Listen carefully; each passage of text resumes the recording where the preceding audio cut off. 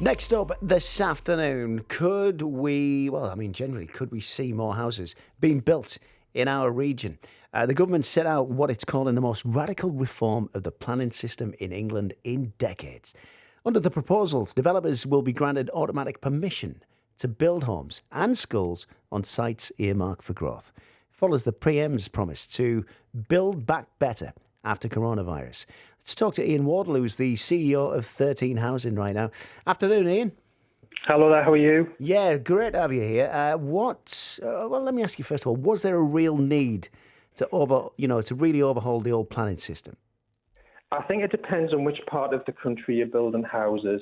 I think if a local authority's got their local plan in place and they've got a well-resourced planning department with lots of planning officers, applications can get approved very quickly.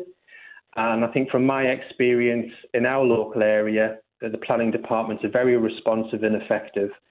So I don't believe the government's proposals are really fixing a problem we have locally, but maybe a problem that they have elsewhere in the country where people don't have the resources in their local planning teams, or they don't have a local plan that's in place yet.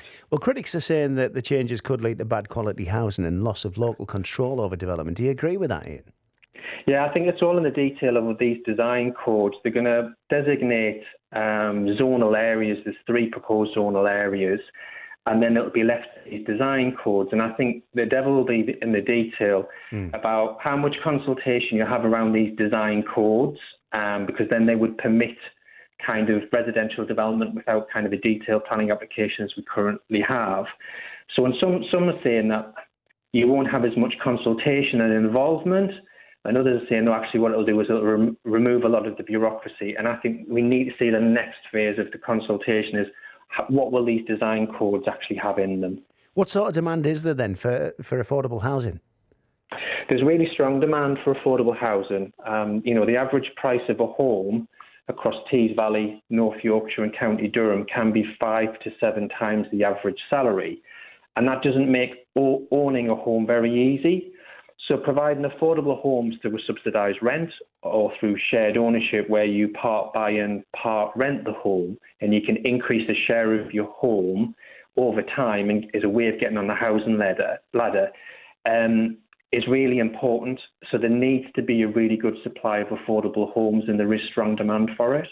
And is this going to have any impact on you? Will this new system make it easier for developers such as 13 to build houses? Yeah, I think it will. I share the government's ambition to build quality new homes quickly.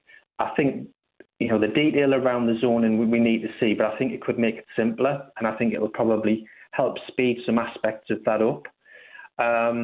But I also have some concerns around it. They are wanting to scrap the Section 106 agreements that have been in place for some time, and basically that requires developers to designate a number of homes specifically for affordable housing. And half the affordable homes that are constructed in England are provided by this route. They want to replace it with a levy, but the levy will be determined based on the individual site. So in higher value areas, you may have more money. If you've got lower value areas, you may have less money. So again, I'm a bit cautious about that. So what impact could that have on people here then, Ian? In terms of the levy, because obviously some areas of our geography, the land values and the house prices aren't as high, it may mean that there's less levy and therefore there's less affordable housing, and that's a real worry.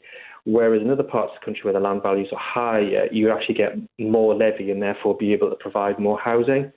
So we are a bit concerned about that, and I am concerned about that it may dilute and reduce the number of affordable homes that are delivered. And when there is, as I've said, there is an awful lot of need.